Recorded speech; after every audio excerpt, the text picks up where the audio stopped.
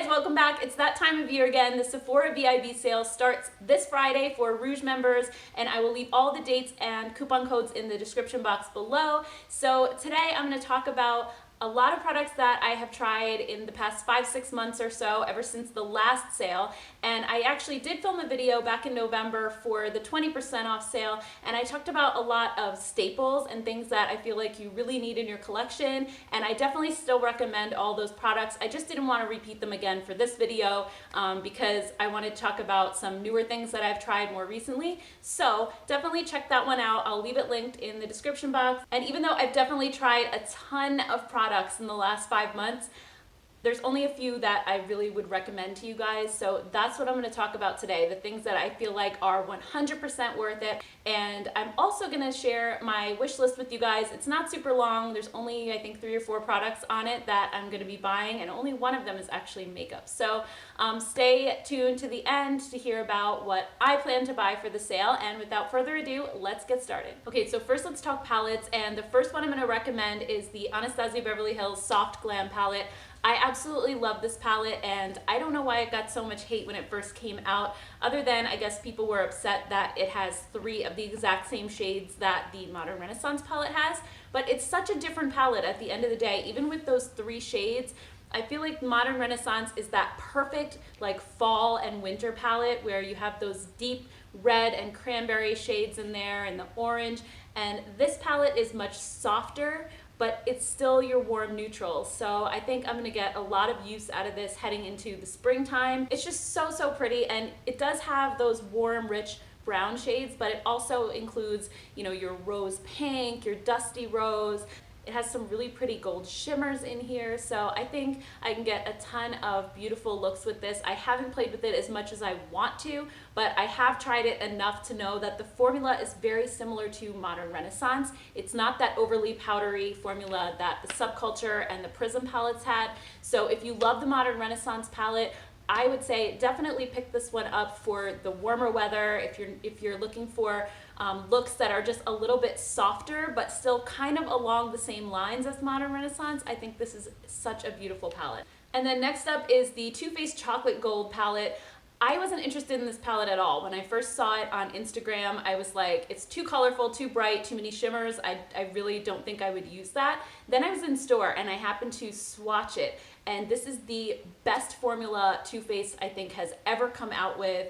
It's gorgeous. The matte shades are so soft, so blendable. They're not powdery at all. The shimmers are so beautiful. I'm actually wearing this palette on my eyes today, and I can't get enough of it. Plus the chocolate scent in here is so intense, which I happen to love. I mean, if you don't like scented eyeshadows, you're probably gonna wanna stay away from this, but if you don't mind, or if you do like them, this is absolutely a must-have in my opinion. So inside you're getting 16 shades, and 4 of them are matte shades, and those matte shades are the perfect base colors that you could use for any look. You have your matte ivory, you have a really pretty tan transition shade, you have a deeper brown for your crease or outer corner, and then you have your matte black. So those 4 shades are what I use to create sort of a base on my eyes, and then I usually just go in with one of the shimmer shades and pop it on my lid, and I'm done. You have a look, and it's not too crazy or too out there. So what I usually do is I use the ivory shade all over, then I use this in my transition, I'll use this a little bit to sort of blend and in the outer corner, and then I'll pop one of these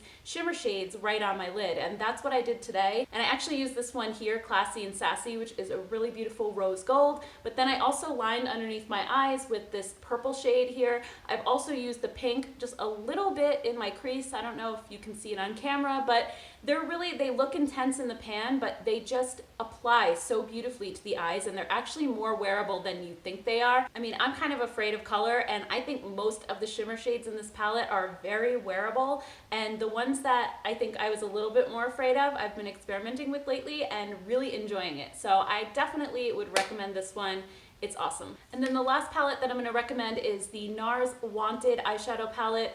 This is another favorite of mine, and if you love rosy toned eyeshadows, you will love this. It has just those warm rosy shades in here, Plus, you know, you have your deeper red, you have a matte black, you have a really beautiful greenish shimmer. I just love the combination in here. I've gotten a lot of different looks out of it, and I've actually mentioned this in a few videos now. It also has your core matte shades, your matte ivory. It has a few transitions. It's just a really wearable palette, especially if you love rosy tones, and the formula is so good. And I've really been impressed with NARS eyeshadows lately, so this one is definitely on the list as well. And then moving on to cheek products, I'm loving the Too Faced Natural Face Palette. This is beautiful if you have more of a fair to medium skin tone. I think all these colors would work really, really well for you.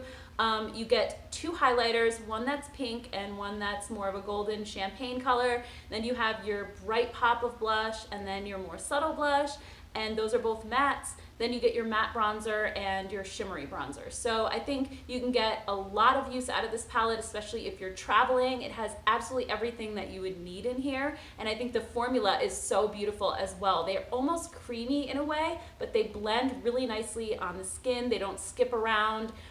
And they also smell like coconut, which is an added bonus for me. If you don't like coconut, you're probably not gonna like this palette because it's very strong. As soon as you open it, you can smell it, but it smells so, so good. So I definitely would recommend this one if you are in the market for a face palette and you have, you know, like I said, probably fair to medium skin tones, anything deeper, and I don't think the colors will necessarily show up as well. So I think out of that whole Too Faced Natural collection, this is probably my favorite. And then another cheek product that I really want to recommend is the Anastasia Beverly Hills bronzer in the shade Rosewood.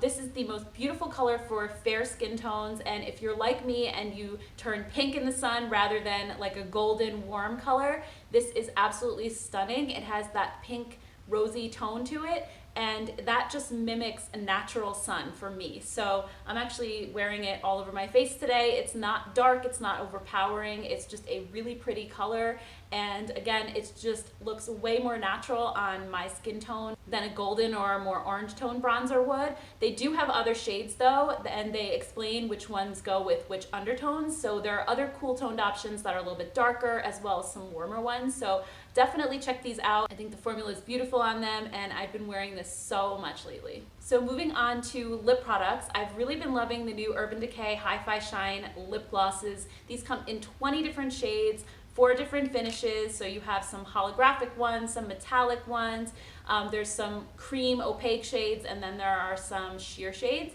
And overall, I love this formula, and I'm a gloss person though, so if you don't like lip glosses, you could probably skip these, but I think that they are not sticky. They are pretty long lasting for a lip gloss. I'm actually wearing the shade Back Talk today. It's one of my favorite shades of the collection, but honestly, they're all pretty wearable. So if you want to see what all of these look like on, I actually did a video on them last month, so I'll leave that in the description box below and you can check out all the shades.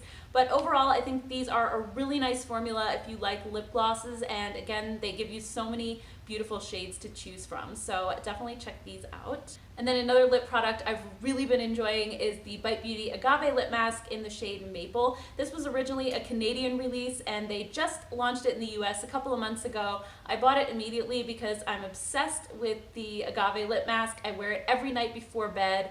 It's the most hydrating lip product I think I've ever tried in my life, and I love the colors during the day. They have a really pretty one, I think it's called Smashed, that's like more of a rosy tone, but this one is more of a nude color. I actually wore this in my Get Ready With Me video yesterday, so definitely check that out. It's just such a pretty color, and it makes my lips look so smooth and hydrated and plumped up. I love it so much. Then I have 2 skincare products to share with you that I talked about in my skincare routine video last week, so I'm not going to go on about them at length in case you already saw that, but first one is the Peter Thomas Roth Potency Power Serum. This made such a difference in my skin in only a few uses, and I've been loving it. I think it just smooths my fine lines, it makes my skin look firmer, brighter, more clear.